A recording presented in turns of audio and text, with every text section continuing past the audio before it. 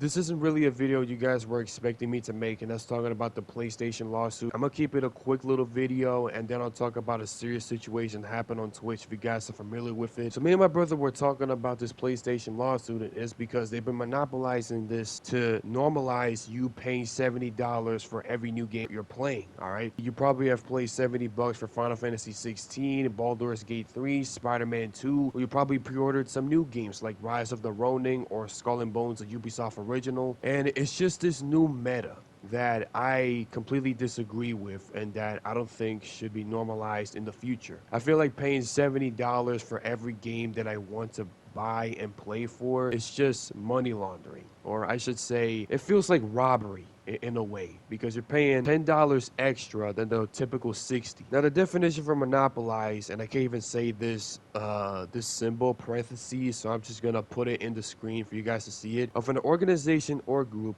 obtain exclusive possession or control of a trade, commodity, or service, have or take the greatest share of, or get or keep exclusively to oneself. Basically raising the stakes, okay? Raising the type of price you would pay for, whether it's digital content like the PS Plus or just paying money for a game that is $70 instead of the $60, all right? Because for Resident Evil 4, you paid 60.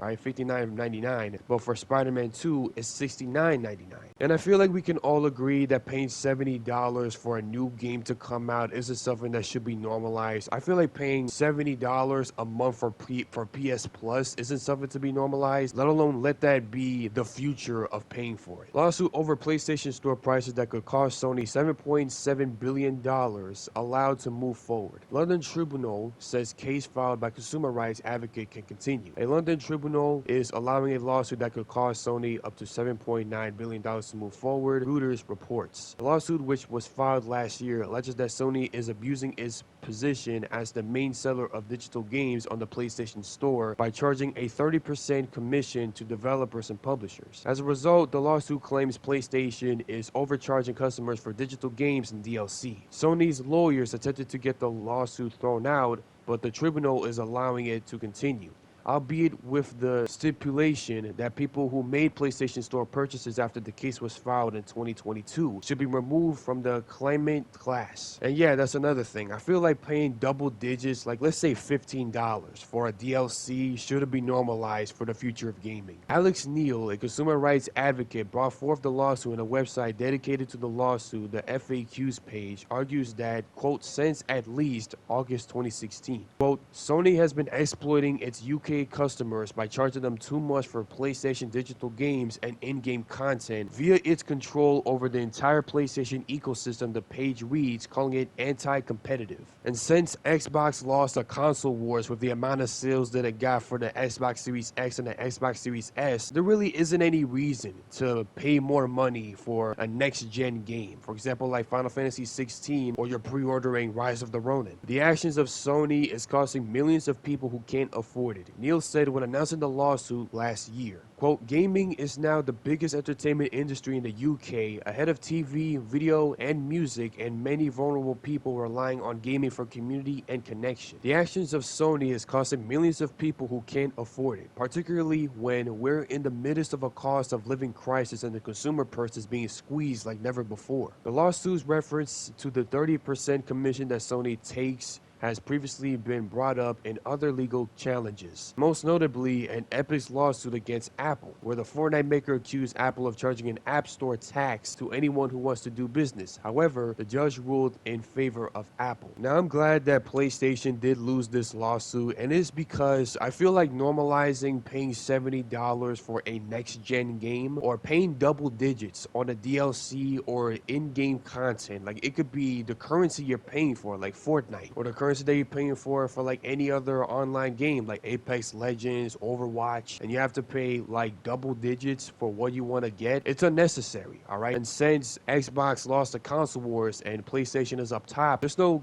competition to raise the prices for games and let alone consoles by themselves as well. So yeah, that's gonna be it for today's video. Just wanted to make this short and simple video talking about the PlayStation lawsuit. If you guys did enjoy, leave a like, subscribe, comment down below what you think about the video. I'm pretty tired. I'm gonna try and make the Twitch video that is a very serious thing, and I feel like Amazon should sue Twitch for it, which is gonna be up right after I'm done uploading this video, like 30 minutes after. That's gonna be it, and I'll see you guys later. See ya.